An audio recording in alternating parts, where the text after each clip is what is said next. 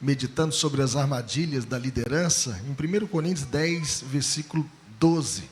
E logo após nós estaremos também procedendo aqui o batismo do Lorenzo. Nós estaremos lendo 1 Coríntios 10, 12.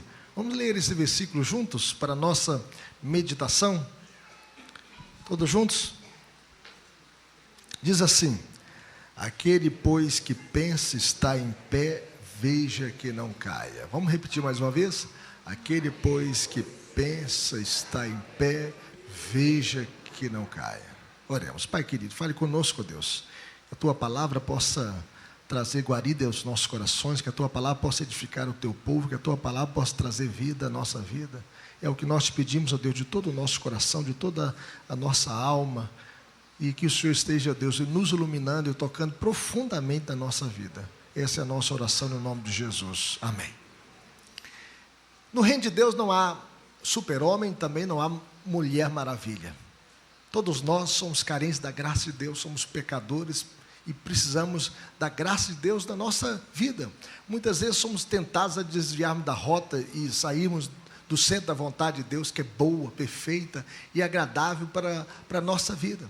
E por isso, como líderes no lar, líderes na igreja, líderes na sociedade, nós devemos sempre pedir força e graça a Deus para nos sustentar, para que não caiamos em armadilhas e ciladas de Satanás, para que nós não possamos desviar nem para a direita e nem para a esquerda, mas para que possamos viver no centro da vontade de Deus. O Senhor Jesus é quem disse: vigiai e orai para que não entreis em tentação. O espírito, na verdade, está pronto, mas a carne é fraca. Por isso nós devemos vigiar e orar. Então não confie em você mesmo.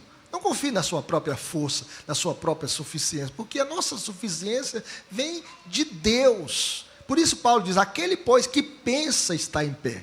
Ele não falou assim, aquele que está em pé. Ele fala assim, aquele que pensa estar em pé, veja que não caia. E aqui nós podemos ver algumas armadilhas da liderança. Em primeiro lugar, a omissão. A omissão é o pecado que a gente faz não fazendo. E aqui nós podemos ver o exemplo máximo de Adão. Adão estava presente no drama da tentação e não fez nada. Quieto estava, quieto ficou. Adão não se interpõe. Eva estava conversando com a serpente. Estava conversando ali com o próprio diabo, que se encarnou daquela serpente para jogá-la na queda, para que ela pudesse desviar dos caminhos do Senhor e comer do fruto proibido. E Adão estava quieto, e quieto ficou. Adão não fala nada. Ele deveria ter dito: Eva, você conversar com a serpente, sai fora, isso é laço do diabo. Isso é armadilha de Satanás. Nós, meus irmãos, também nós daremos conta diante de Deus, não por aquilo que fazemos apenas, mas também por aquilo que deixamos de fazer. É por isso que a Bíblia diz que aquele que sabe que deve fazer o bem e não faz, nisso está pecando. Do direito penal, por exemplo, nós temos a omissão, que constitui um crime passivo de pena. É o artigo 135 do Código Penal, e nós podemos ver que esse artigo diz o seguinte: deixar de prestar assistência, quanto possível fazê-lo sem risco pessoal, a criança abandonada ou extraviada, ou a pessoa inválida ou ferida, ao desamparo ou em grave e iminente perigo, ou não pedir, nesses casos, o socorro da autoridade pública, pena de detenção de 1 a 6 meses ou multa. Se para os homens a omissão é algo inaceitável, o que se dirá para Deus? Deus não quer um líder em casa omisso, relapso, um líder que vê as coisas acontecerem e ele não faz nada para mudar a situação. O pai não pode ser omisso. Por exemplo, Eli era um homem omisso, ele não educava os seus filhos corretamente. Ele via os erros dos seus filhos e ele passava a mão na cabeça dos seus filhos, aceitando a conduta errada dos seus filhos. Mas ele era um profeta na sua casa, ele era um líder na sua casa, ele era um pai, ele deveria corrigir os seus filhos. Mas ele não corrigiu os seus filhos, apesar de saber que eles não se importavam com o Senhor, que eles desprezavam a oferta do Senhor. Era tão grave que eles pegavam um garfo tridente e tiravam a oferta que era sacrificada ali no altar, e eles comiam aquela oferta, desprezando a oferta do Senhor, e eles se deitavam com mulheres que serviam à porta da tenda da congregação, eles praticavam a prostituição, e o pai sabia de tudo e não falava nada, não corrigia os seus filhos, não dizia para eles: olha, vocês estão errados, vocês estão pecando contra Deus. E vocês conhecem o fim dos filhos de Eli, Ofni e Finéias. E eles morreram numa batalha, ambos no mesmo dia, porque pecaram contra Deus, levaram a Deus de qualquer maneira, vivendo uma vida longe da vontade de Deus. E Eli, que era um sacerdote, ele deveria então corrigir os seus filhos, mas ele foi um pai omisso. A omissão é pecado, meus irmãos, é deixar de fazer aquilo que nós deveríamos fazer. Mas outra armadilha também é a soberba. A soberba é o desejo por grandeza, por aplausos, ser ovacionado pela multidão. A Bíblia diz que a soberba traz a queda. A soberba precede a ruína, ao tiver de espírito a queda. A soberba é detestável aos olhos de Deus. Por causa da soberba, Deus expulsou Lúcifer do céu. Lúcifer era um anjo bom, um anjo criado por Deus, mas ele queria ser maior do que Deus, estar acima das estrelas de Deus, e ele colocou o seu eu acima de tudo. E a Bíblia chega a dizer o seguinte: como caíste do céu, ó estrela da manhã, filho da alva, como foste lançado por terra, tu que debilitava as nações. Tu dizias no teu coração: eu subirei ao céu, acima das estrelas de Deus, exaltarei o meu trono, e no monte da congregação me assentarei, nas extremidades do norte, subirei acima das mais altas nuvens, e serei semelhante ao Altíssimo. E quando ele disse isso, o Senhor diz: olha, a sua morada será no abismo dos mortos. Você vai ser expulso dos céus, porque Deus, ele resiste aos soberbos, mas a sua graça ele dá aos humildes. Nós conhecemos a história também de Nabucodonosor, o rei da Babilônia, que construiu Babilônia, e diz: não é esta grande Babilônia que eu construí para a minha glória.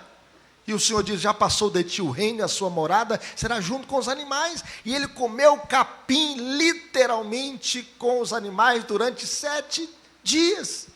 7 dias.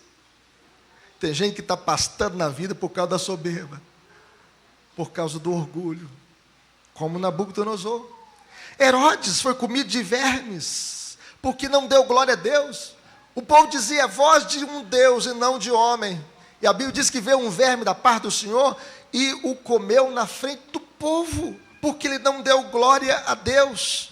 Nós devemos glorificar a Deus, meus irmãos. Nós devemos ter um coração humilde. A primeira bem-aventurança diz: bem-aventurados humildes, porque deles é o reino dos céus. Deus se agrada da humildade. Deus se agrada de um coração humilde.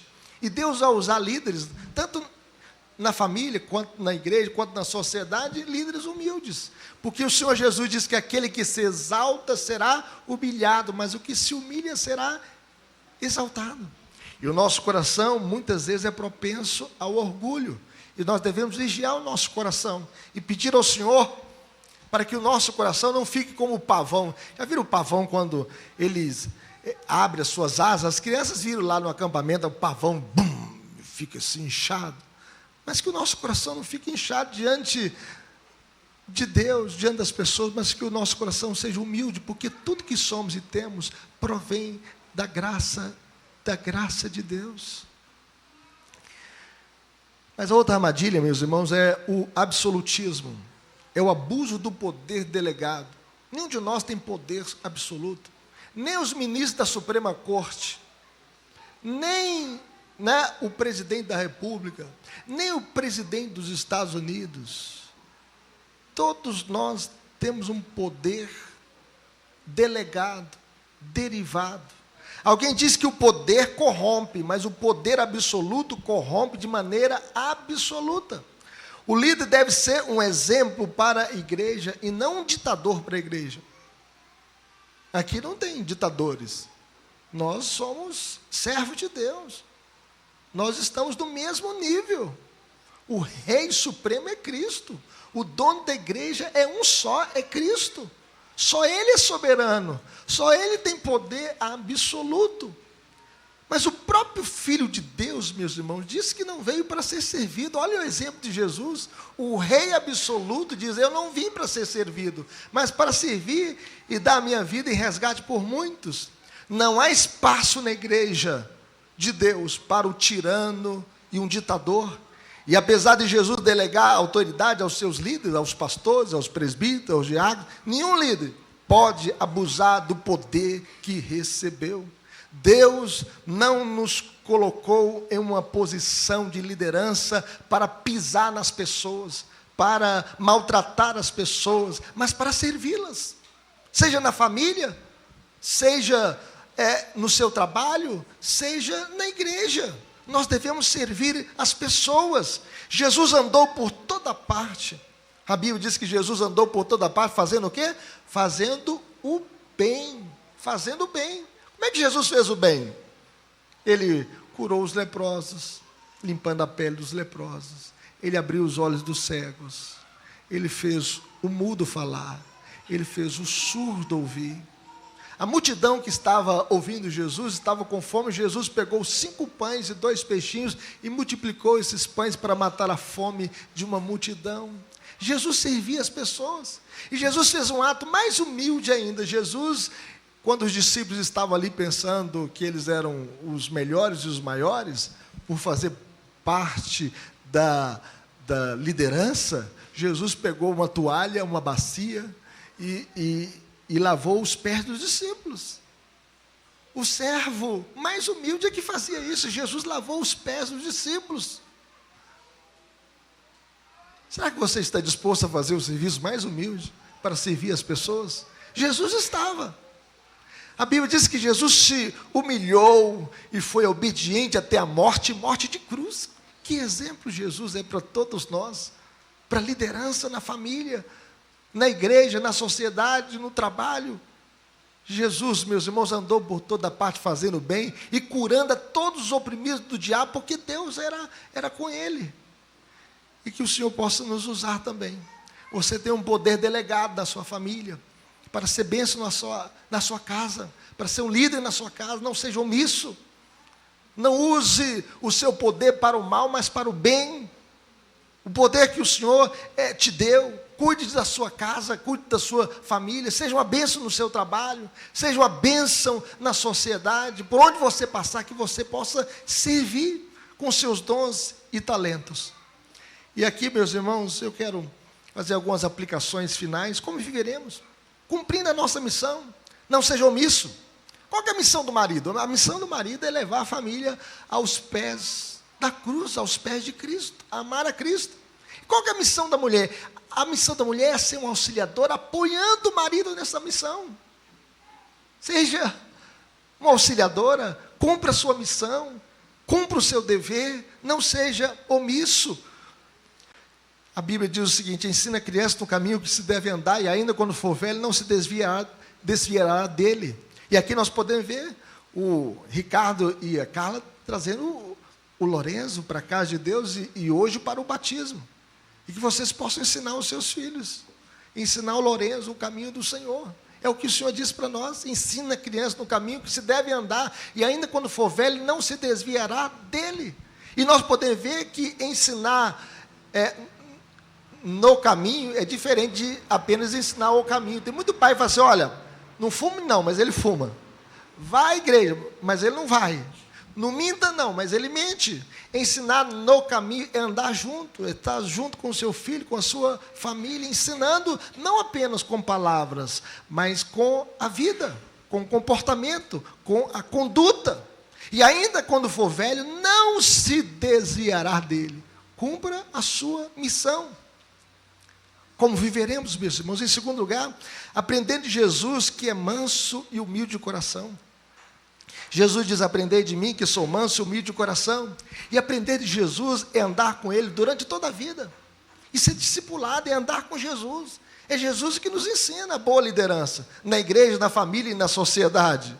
É se matricular na escola de Cristo para nunca mais sair. Seja ensinável. Não seja orgulhoso, não seja soberbo, aprenda sempre. Jesus diz: aprendei de mim que sou manso, manso e humilde de coração.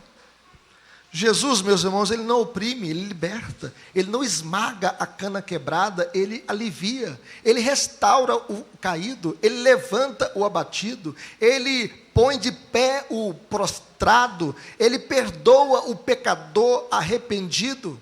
O amor de Jesus é como água. Ele procura os níveis mais baixos. Ele amou as mulheres, ele amou as crianças, ele amou os rejeitados da sociedade. O amor de Jesus é como água. Os discípulos repreendiam as crianças, né? Nossa, o senhor está cansado? E repreendiam. Jesus diz o seguinte: deixai vir a mim os pequeninos, porque dos tais é o reino dos céus. E se a gente não se converter e se tornar como uma criança, vocês não poderão entrar no reino dos céus. Ter um coração puro, verdadeiro, sincero.